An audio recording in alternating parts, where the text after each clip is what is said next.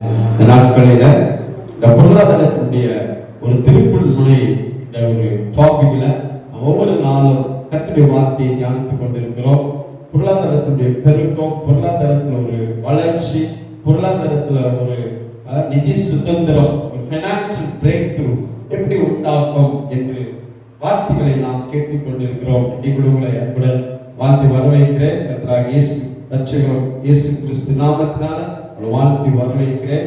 இன்றைக்கு இந்த பொருளாதாரத்தில் ஒரு திருப்புள் முனை எப்படி உண்டாகும், அதனுடைய சத்தியங்கள் என்ன என்று நாம் பார்த்து கொண்டிருக்கிறோம். எல்லாம் ஆண்டவர் படைத்த இந்த பூமி அது ஒரு நாள்ல எல்லாம் ஆண்டவர் என்ன பண்ணாரு, ஜலத்தின் மூலமா 40 நாள் மழை வந்து பூமியில் உள்ள எல்லாமே அழித்து தீர்ந்து விட்டது. நோவா குடும்பத்தை மாத்திரம் நோவா கப்பல்ல காப்பாற்றப்படுகிறார்கள். இப்போ மறுபடியும் ஆண்டவர் எப்படி இந்த உலகத்தை நடத்தினார், எப்படி பண்ண வைத்தார் என்றால், இப்போ நோவாவுடைய பெண்ணுக்குள்ள அந்தந்த ஜாதியுடைய எல்லாவற்றையும் வைத்து அதை காப்பாற்றி அதை வைத்திருந்தார்கள். இப்போ இந்த பூமியில ஒன்றும் இல்லை, ஆனா எப்படி ஒன்றில்லாத இந்த பூமியில மறுபடியும் இந்த நிறைவான ஒரு பூமியாக கடவுள் எப்படி உண்டாக்கினார், அதான் நீங்க பார்க்க போறோம். ஒன்றும் இல்லாத போது நோவா எப்படி ஆரம்பித்தார். நம்முடைய வாழ்க்கையில ஒன்றுமே இல்லை, வெறுமை, என்னால மேல வரவே முடியாது, எப்படி என் வாழ்க்கை எப்படி என்னால மேல வர முடியும், என் வாழ்க்கையில லாஸ்ட் ஸ்டேஜ், ஒரு ஓப்பு கிடையாது, என்னால எதுவும் செய்ய முடியாது, தலை தட்டிச்சு சொல்ற மாதிரி அவ்வளவுதான், என்னால மேல வரவே முடியாது, இதுல இருந்து நான் ஜெயிக்கவே முடியாது. அப்படிதான் நோவா பார்க்கும்போது இந்த பூமியில ஒன்றும் இல்லாத அந்த பூமியை நோவா மூலமா எப்படி அதை ஆரம்பித்தார் என்று பார்க்கும்போது ஆதியாகமம் 8ஆம் அதிகாரம் 22ஆம் வசனம் சொல்லுகிறது, ஒரு உடன்படிக்கை ஆண்டவர் செய்தார். ஆதியாகமம் 8:22, பூமி உள்ளளவும் விதைப்பும் அறுப்பும், சீதனமும் உஷ்ணம், கோடை காலமும் மாரிக்காலமும், பகலும் இரவும் ஓய்வது என்று நம்முடைய உள்ளத்துல சொன்னார். தேவன் ஒரு மாறாத ஒரு நித்தியத்தை உடன்படிக்கை நோவாவோடு சொல்லிட்டார். இப்போ படைத்த அந்த பூமி, எல்லாத்தையும் சிருஷ்டித்த அந்த பூமி இப்ப அழிக்கப்பட்டது. இப்ப மறுபடியும் இந்த பூமி எப்படி உண்டாக்கப்பட்டது, ஒன்றும் இல்லாத இந்த பூமியில எப்படி மறுபடியும் ஆண்டவர் உண்டாக்கவில்லை, ஆனால் எப்படி இது நிறைவானது, எப்படி அதை சிஸ்டம் எப்படி செய்தார், தேவன் எப்படி இதை செயல்முறையில செய்தார் என்று பார்க்கும்போது நம்முடைய வாழ்க்கையில் கூட ஒரு வேலை ஒன்றும் இல்லாத ஒரு வாழ்க்கையில வாழ்ந்து கொண்டிருக்கலாம், வழியே இல்லை, என் மேல வர இந்த பொருளாதாரத்தின வாழ்க்கையில இருந்து மீண்டு வருவதற்கு வழி இல்லை என்றாலும், ஒன்றில்லாத இந்த பூமியை எப்படி மறுபடியும் அது ரீஜெனரேட் ஆனது, மறுபடியும் எப்படி தேவன் அதை செயல்படுத்தினார், ஒரு கவனத்தை ஒரு தேவன் ஏற்படுத்தினார். பூமி உள்ளளவும் விதைப்போம் அறுப்போம் இருக்கும் என்று தேவன் சொல்லிவிட்டார். அப்போ விதைப்போம் அறுப்போம், இதுதான் நீங்க இந்த பொருளாதாரத்தில் நாம் வெற்றி பெறணும்னா, பொருளாதாரத்துல பெருக்கத்தை உண்டாக்கணும்னா, இந்த பைனான்சியல் பிரேக் த்ரூ நமக்கு உண்டாகணும்னா, நம்ம கையில எதுவுமே இல்லைன்றாலும் விதையை கர்த்தர் கொடுத்தார், விதையை தேவன் கொடுத்திருக்கிறார். ஆனால் நோவாவுக்கு அதாவது தந்த ஜாதிப்படி இருக்கிற 2 நோவா பேழைக்குள்ள வைத்து, இப்போ அவன்கிட்ட எதுவும் இல்லை பூமியில, ஆனால் அவன்கிட்ட ஒரு விதை இருந்தது. இப்போ நீங்க ஆதியாகமத்துக்கு போனீங்கன்னா இங்க 2ஆம் அதிகாரத்துல 11ஆம் வசனம் இல்ல 1ஆம் அதிகாரம் ஜெனிசிஸ் சாப்டர் 1:11 எப்படி இந்த பூமியை சிருஷ்டித்தார், எப்படி இந்த பூமியை உண்டாக்கினார் என்று பார்க்கும்போது ஆதியாகமம் 1:11, அப்போது தேவன் பூமியானது புல்லையும் விதை பிறப்பிக்கும் பூண்டுகளையும் பூமி மேல் தங்கள் விதையுடைய கனிகளையும் தங்கள் தங்கள் சாதிப்படி கொடுக்கும் கனி விருட்சங்களை முளைப்பிக்க கடவுள் என்றார். அது அப்படி ஆயிற்று. பூமி புள்ளையும் தங்கள் தங்கள் சாதிப்படி விதை பிறப்பிக்கும் பூண்டுகளையும் தங்கள் தங்கள் சாதிப்படி தங்கள் தங்கள் விதையுடைய கனிகளையும் கொடுக்க விருட்சங்களையும் முளைப்பித்தது. தேவன் அது நல்லது என்று கண்டார். அது இந்த தேவன் எப்படி உருவாக்கினார்னா, இங்க பார்க்கிறோம், தங்கள் தங்கள் சாதிய விதை உள்ள பூமியில விதை உள்ள தங்கள் தங்கள் ஜாதிப்படி கனிகளையும் தங்கள் தங்கள் ஜாதி விருட்சங்களையும் புண்டுகளையும் விதை பிறப்பிக்கும் தங்கள் தங்கள் ஜாதிப்படி தங்கள் தங்கள் விதையுடைய கனி கொடுக்கும் விருட்சங்களை ஆண்டவர் பிறப்பித்தார், உண்டாக்க கடவுள் என்றார். தேவன் எப்படி உண்டாக்கினார் என்றால், அந்த பூமியை உண்டாக்கும் போது அது தன் தன் சாதிப்படி விதையுள்ள விருட்சங்களையும் தேவன் உண்டாக்கி விட்டார். அப்ப கடவுள் எப்படி படைத்தார் ஆதினா, விதைகள் உள்ள. அப்ப மனிதனுக்கு இந்த பூமியில எதை கொடுத்தார்னா விதை தான் கொடுத்தார். அப்ப விதை உள்ள மரத்தை கொடுத்தார், விதை உள்ள விருட்சங்களை கொடுத்தார், விதை உள்ள விலங்குகளை கொடுத்தார், விதை உள்ள மனுஷனை கொடுத்தார். அப்போ விதை தான் தேவன் கொடுத்தது. அதனால்தான் இப்ப இந்த பூமி அழிந்து போனாலும் தேவன் மறுபடியும் எப்படி ஆரம்பிக்கிறார்? நோவா மூலமா. நோவா கிட்ட விதை இருக்கிறது, விதைப்போம் அறுப்போம். இப்ப இதை பார்க்கிற இவ்வளவு பெரிய அழகான இந்த பூமி, இதுல நிரம்பி இருக்கிற சகல காரியங்கள் எங்கிருந்து வந்ததுன்னா அவன் தேவன் வைத்த விதை தான். இப்ப மறுபடியும் உலகத்தை மறுபடியும் சிருஷ்டிக்கல, ஆதியில முளைப்பிக்க கடவுது என்று மறுபடியும் அவன் என்ன பண்ணல, சிருஷ்டிக்கவில்லை. ஆனால் சிருஷ்டித்த அந்த பூமிக்குள்ள விதை உள்ள மரம் செடி விருட்சங்களை ஆண்டு கொடுத்தார். அப்ப விதை பிறப்பிக்கிற ஒரு விதை, ஒரு விதைக்குள்ள அந்த விதையும் உள்ளதா வச்சு கொடுத்தார். இதான் கடவுளுடைய சிஸ்டம். இப்போ விதை விதைப்போம் அறுப்போம். அப்போ நம்முடைய வாழ்க்கையில ஒண்ணும் இல்லாத சூழ்நிலையில நாம் எங்கிருந்து ஆரம்பிக்கலாம்? உங்க வாழ்க்கையில ஒண்ணு இல்லை, ஒரு மேல வரத்துக்கு வழியே இல்லைன்னாலும், ஆனா உங்ககிட்ட விதை ஒன்று இருக்கிறது. ஒண்ணு இல்லை, பொருளாதாரம் பணம் இல்லை, எந்த உயர்வுகள் எதுவும் இல்லை, ஆனா உங்ககிட்ட விதை ஒன்று இருக்கிறது. ஆனாதான் விதை வைத்துதான் ஒவ்வொரு மனிதனுக்குள்ள விதை வைத்திருக்கிறார், ஒவ்வொரு மர செடிக்குள்ள விதை வைத்திருக்கிறார். எல்லாவற்றும் விதைப்போம் அறுப்போம் என்ற ஒரு பிரமாணத்தை தேவன் செட் பண்ணிட்டார். இப்போ அறுக்கணும்னா விதைக்கணும், இது ஒரு பிரமாணத்தை செட் பண்ணிட்டு பூமி உள்ளளவு இருக்கும். இப்ப அதான் விதைப்பும் அறுப்பும் பூமி உள்ளளவு இருக்கும். எப்படி பகல் இரவு இருக்கிறதோ, எப்படி உஷ்ணம் சீதம் உஷ்ணம் இருக்கும், இப்படி கோடை காலம் மாரிக்காலம் வருகிறதோ அப்படி விதைப்பும் அறுப்பும் பூமி உள்ளளவு இருக்கும். இப்ப கம்பெனிய பிரமாணம் எப்படி செட் பண்ணிட்டார்னா, இப்ப எனக்கு ஏதாவது வேணும்னா நான் என்ன செய்யணும்? விதைக்கணும். அப்ப விதைக்கிறதுனா விதையிலிருந்து தான் ஆரம்பிக்கிறது. அப்போ காலியா இருந்த பூமி, வெறுமையா இருந்த பூமி, ஒன்றும் இல்லாத இருந்த இந்த பூமியை கர்த்தர் எப்படி இதை மறுபடியும் நிறைவாக்கினார்?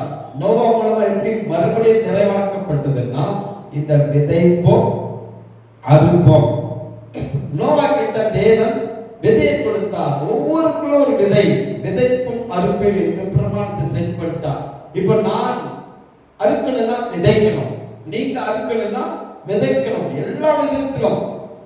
அப்ப விதைப்போம் அறுப்போம் என்ற பிரமாணத்தை கடவுள் ஏற்படுத்தி ஒவ்வொருக்குள்ளும் இப்போ விதைக்கிற அறுக்கிற இந்த பிரமாணத்துக்குள்ள வரலன்னா நம்மளால வெற்றி பெறவே முடியாது. ஒவ்வொரு கிறிஸ்தவர்கள் நீங்கள் ஜெயிக்கவே முடியாது. இப்போ புவியீர்ப்பு சக்தி ஒன்று இருக்குது, மேல இருந்து கீழே போனா அது கீழே தான் விழும், ஏன்னா அது ஒரு நாள் ஒர்க் ஆகுறது. அதே மாதிரி அந்த லாவை மைனஸ் பண்ணிட்டு லா ஆஃப் லிஃப்டிங், அது தூக்குற ஒரு சக்தி ஒரு லாவும் ஒர்க் ஆகுறது.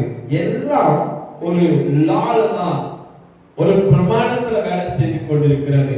பரலோக ராஜ்யம், தேவ ராஜ்யம், தேவனும் இந்த ஒரு பிரமாணத்தை செட் பண்ணி ஏற்படுத்தி பூமி இருக்கிற அளவு, அதாவது ஜனங்கள் இந்த பூமியில நாம் வெற்றிகரமாய் ஜெயமாய் வாழ வேண்டும் என்று சொன்னால் இந்த பிரமாணத்தை தேவன் செட் பண்ணிட்டார். விதைப்போம் அறுப்போம். கிறிஸ்தவர்களுக்கு பிடிக்காத அறியாத ஒரு மிகப்பெரிய சத்தியம். விதைப்போம் அறுப்போம் அப்படின்னு சபைகளில போதகர்கள் பேசினால், பிரசங்கம் பண்ணினால் அவர்களுக்கு தேவை உள்ளது என்று அவர்கள் தப்பான எண்ணம் கொண்டு இந்த சத்தியத்தை நெக்லெக்ட் பண்ணுகிறார்கள்.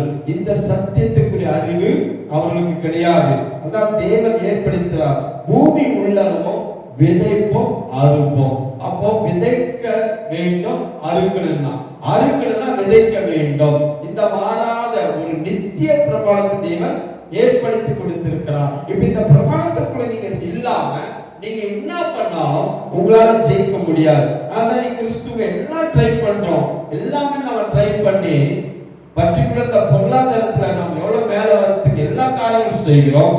ஆனா மேல வருவதற்கு வழி இல்லை. ஏன்னா நீங்க பொருளாதாரத்துல வளர்ச்சி அடையணும்னா, பொருளாதாரத்துல மேல வரணும்னா தேவன் ஏற்படுத்தியிருக்கிற இந்த பிரமாணத்துக்குள்ள வரணும்.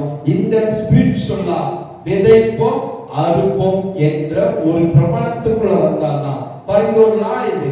அந்த லா யாருக்குனால ஒர்க் ஆகும். இந்த பூமியில யார் விதை போட்டாலும் விளை செய்கிற பிரமாணத்தை தேவன் செட் பண்ணிட்டார். ஏன்னா தேவன் அதை ஏற்படுத்தி இருக்கிறார். இந்த பூமிக்கு எது விதையா விதைக்கிறீர்களோ அது முளைக்க ஆரம்பிக்கும். அதுதான் தேவன் ஏற்படுத்தின ஒரு சிஸ்டம், ஒரு லா. இந்த பூமிக்கு ஒரு லா கொடுத்துட்டார். இந்த பூமியில விதை போட்டால் முளைப்பிக்க கடவுது. தேவன் ஆதியில சொல்லிட்டார், இந்த பூமிக்கு தங்களுடைய விதை உள்ள விருட்சங்கள் கனிகள் முளைப்பிக்க கடவுள் சொன்னார். பாத்தீங்களா, அது ஒரு மாறாத பிரமாணம். அதனால்தான் நீங்க இந்த ஆவிக்குரிய பிரமாணத்துக்குள்ள வரும்போது, இந்த விதைப்போம் அறுப்போம் என்ற பிரமாணத்துக்குள்ள வரும்போதுதான் ஆவிக்குரிய இந்த பிரமாணம் உங்களுக்காக வேலை செய்யும். இந்த பிரமாணத்துக்குள்ள வரும்போது அது ஆள் பார்க்காது, நீ யாரு, நீ எப்பேற்பட்டவில்லை. ஆனா இந்த பிரமாணத்துக்குள்ள வந்து இதன்படி நீங்க செட் பண்ணிட்டு இந்த அனவரிசுக்குள்ள வந்துட்டால் இந்த பிரமாணம் எல்லாருக்கும் வேலை செய்யும். பூமியில எப்படி ஒரு விதை போட்டா அந்த பூமி விதை கலந்து முளைப்பிக்கிற ஒரு தன்மை ஆண்டவர் ஏற்படுத்தி சொல்லி கொடுத்திருக்கிறாரோ, அதே மாதிரிதான் விதைப்போம் அறுப்போம். அப்ப விதைக்காம நம்மளால அறுக்க முடியாது. அப்ப நமக்கு அறுக்கணும், நாம் பெரிய லெவல்ல உயரணும், பைனான்சியலா நாம் முன்னேறணும், பைனான்சியலா நல்லா இருக்கணும் அப்படின்னா இது எல்லாமே விதைப்போம் அறுப்போம். இது வெறும் பைனான்சியல் எல்லாமே, அன்பில நேரத்துல பொருளாதாரத்தில் எல்லாவற்றிலும் ஆண்டவர் இந்த பிரமாணத்தை செட் பண்ணிருக்கிறார்.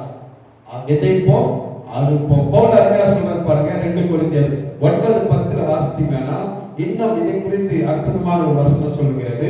2 கொரிந்தியர் 9ஆம் அதிகாரம் 10ஆம் வசனத்துல பாருங்க, இந்த 10ஆம் வசனம் சொல்லுகிறது, விதைக்கிறவனுக்கு விதையும் புசிக்கிறவனுக்கு ஆகாரத்தையும் அளிக்கிறவர் உங்களுக்கு விதையம் அளித்து அதை பெருக பண்ணி உங்க நீதியின் விளைச்சலை வர்த்திக்க செய்வார்.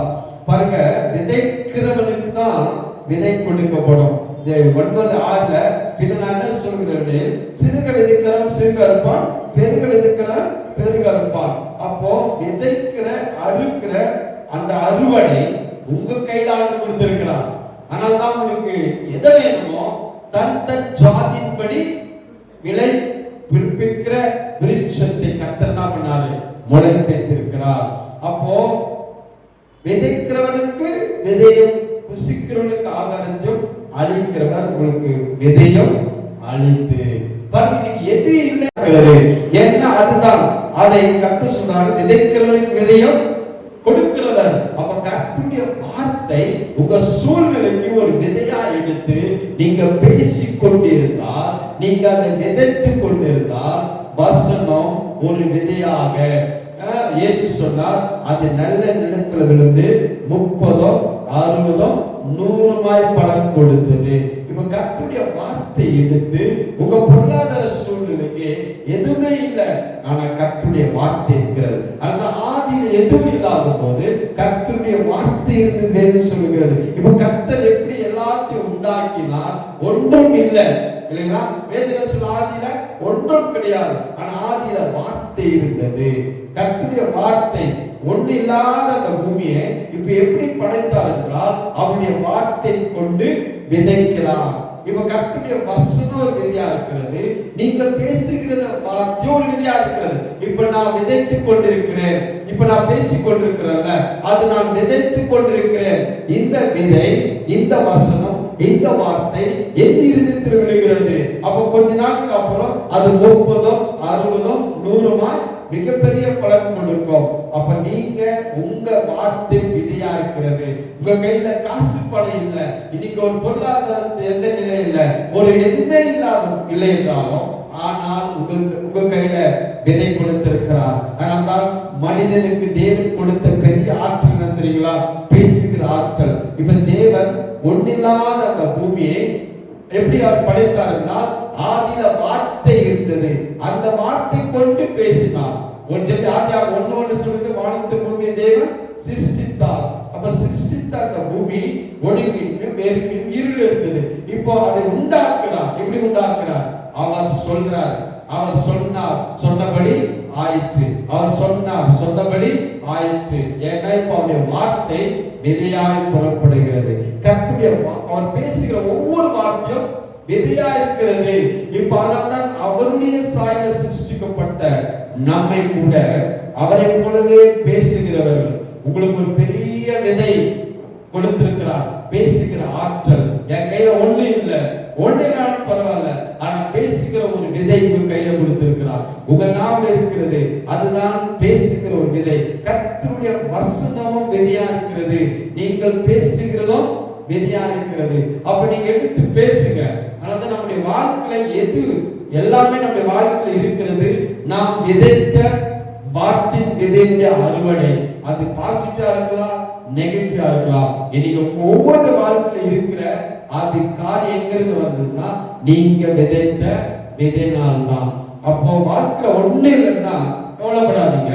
ஆனா உங்க கையில பேசுகிற வார்த்தை, வார்த்தை விதியா இருக்கிறது. என் தேவன் அதெல்லாம் பேசுகிற ஒரு ஆற்றலை கொடுத்திருக்கிறார். நான் பேசுகிற ஒவ்வொரு வார்த்தையும், நீங்கள் பேசுகிற ஒவ்வொரு வார்த்தையும் அது விதையா இருக்கிறது. ஒரு விதை பூமியில போடும்போது அது முளைக்கும், அது மரமாகும். ஏன்னா அந்த விதைக்குள்ள விதையும் வைத்து அதை பெறுகிற, அந்த கனி கொடுக்கிற மரம் ஒரு காடாகவே ஆண்டு கொடுத்திருக்கிறார். இன்னைக்கு உங்கள் வார்த்தைக்குள்ள ஒரு விதையை வைத்துதான் உங்களை பேசுகிற ஆற்றல் கொடுத்திருக்கிறார். இப்ப கர்த்தருடைய வார்த்தை எடுத்து நீங்க விதைக்கும் போது, ஆனால் தான் விதைக்கிறவன் ஒருவன் புறப்பட்டான்.